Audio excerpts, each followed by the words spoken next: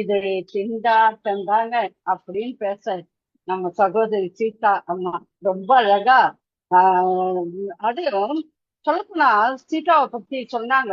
அவங்க பேசும்போதே அந்த திறமை பளிச்சிடும் பாருங்க. எனக்கு ஆண்டனி ஐயா சொன்னது வச்சு சொல்றேன். அதே முகத்தை பார்க்கும் போதே அவங்களுக்கும் தெரியுது. அமைதியான முகம், ஆனா பேச்சு எப்படி இருக்கும், வெளுத்து வாங்குவாங்க பாருங்க.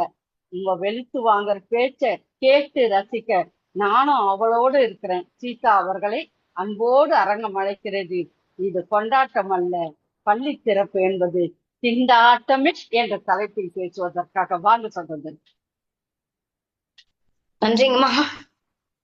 திங்களோடும் செழும்பருதி தன்னோடும் விண்ணோடும் உடுக்கலோடும் மங்குல் கடல் இவற்றோடும் பிறந்த தமிழுடன் பிறந்தோம் நாங்கள். மூத்த மொழியாக இருந்தாலும் முதுமை பெறா மொழி நம் அன்னை தமிழை முதலிலே வணங்கி, எல்லாம் வல்ல நடுவர் அம்மா அவர்களையும் வணங்கி, எண்ணணி எதிரணி பேச்சாளர்களையும் வணங்கி, பங்கேற்பாளராக வீற்றிருக்கக்கூடிய அனைவரையும் வணங்கி என்னுடைய பற்றிமன்ற உரையை தொடங்குகிறேன்.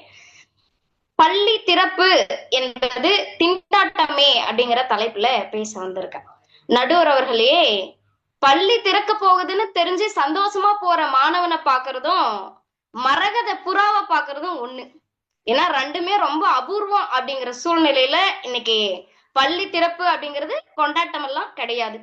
கோமதி அம்மா வந்தாங்க, சொன்னாங்க, 2 குட்டி வாண்டுங்களை எப்படா ஸ்கூலுக்கு அனுப்புவோம், எப்படா ஸ்கூல் திறப்பீங்கன்னு ரொம்ப ஆவலா இருக்கு அப்படின்னு சொன்னாங்க.